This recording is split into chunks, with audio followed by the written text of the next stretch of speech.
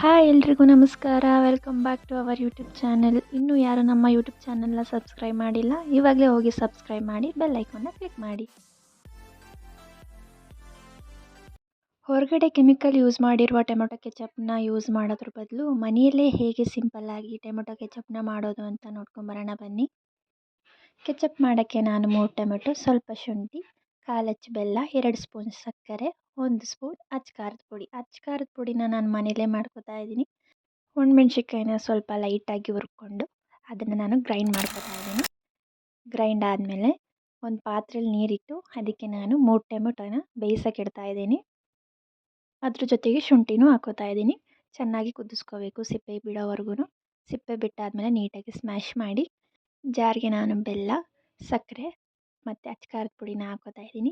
ನೀವು ಇದನ್ನು ಬೇಯಿಸ್ಬೇಕಾದ್ರೂ ಹಾಕೋಬೋದು. ನಾನಿಲ್ಲಿ ಒಟ್ಟಿಗೆ ಹಾಕ್ಕೊಂಡು ಗ್ರೈಂಡ್ ಮಾಡ್ಕೊತೀನಿ. ಇದ್ರ ಜೊತೆಗೆ ನಾನು ಸ್ಮ್ಯಾಶ್ ಮಾಡಿರುವ ಟೊಮೆಟೊನೂ ಕೂಡ ಆ್ಯಡ್ ಮಾಡ್ಕೊತಾ ಇದ್ದೀನಿ. ನೀಟಾಗಿ ಇದನ್ನು ಗ್ರೈಂಡ್ ಮಾಡ್ಕೋಬೇಕು. ಗ್ರೈಂಡ್ ಆದಮೇಲೆ ಇದನ್ನು ನಾನು ಸೋಸ್ಕೊತಾ ಇದ್ದೀನಿ.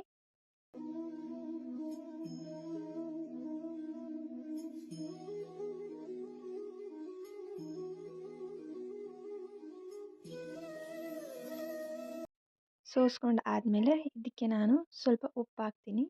ಇವಾಗ ಇದನ್ನ ನಾವು ಬೇಯಿಸ್ಕೋಬೇಕು. ಕೈ ಆಡ್ತಾ ಇರಬೇಕು. ಗಟ್ಟಿ ಆಗೋವರೆಗೂ ಅದನ್ನ ನೀಟಾಗಿ ಚೆನ್ನಾಗಿ ಬೇಯಿಸ್ಕೊತಾ ಇರಬೇಕು. ನಿಮಗೇನೆ ಗೊತ್ತಾಗುತ್ತೆ ಸಾಸ್ ಯಾವ ಥರ ಬರುತ್ತೆ, ಸೇಮ್ ಅದೇ ಥರ ಗಟ್ಟಿ ಆಗುತ್ತೆ. ನೋಡ್ತಾ ಇದ್ದೀರಾ ನೋಡಿ ನೀವೇ. ಇದು ಆಗಿದೆಯಾ ಇಲ್ವಾ ಅಂತ ಟೆಸ್ಟ್ ಮಾಡೋಕ್ಕೆ ನಾನು ಒಂದು ಪ್ಲೇಟ್ ಮೇಲೆ ಹಾಕಿ ಅದನ್ನು ಬೆಂಡ್ ಮಾಡ್ತೀನಿ. ಅದು ನೀರು ಬಿಟ್ಕೊಳ್ಳಲ್ಲ, ಸೊ ಆಗಿದೆ ಅಂತ ಅರ್ಥ. ಇದನ್ನು ನೀವು ಒಂದು ಗ್ಲಾಸ್ ಬಾಟಲಲ್ಲಿ ಸ್ಟೋರ್ ಮಾಡಿ ಇಟ್ಕೊಂಡ್ರೆ 1 ತಿಂಗಳವರೆಗೂ ಯೂಸ್ ಮಾಡ್ಬೋದು. ಈ ರೆಸಿಪಿ ನಿಮಗೆ ಯೂಸ್ಫುಲ್ ಆಗಿದ್ದರೆ ಲೈಕ್ ಮಾಡಿ, ಶೇರ್ ಮಾಡಿ, ಕಮೆಂಟ್ ಮಾಡಿ, ಸಬ್ಸ್ಕ್ರೈಬ್ ಮಾಡಿ, ಬೆಲ್ ಐಕಾನ್ನ ಕ್ಲಿಕ್ ಮಾಡಿ. ನೆಕ್ಸ್ಟ್ ವಿಡಿಯೋ ನಾನು ಯಾವುದೇ ಅಪ್ಲೋಡ್ ಮಾಡಿದ್ರೂ ನಿಮಗೆ ಫಸ್ಟ್ ಬರುತ್ತೆ. Thank you.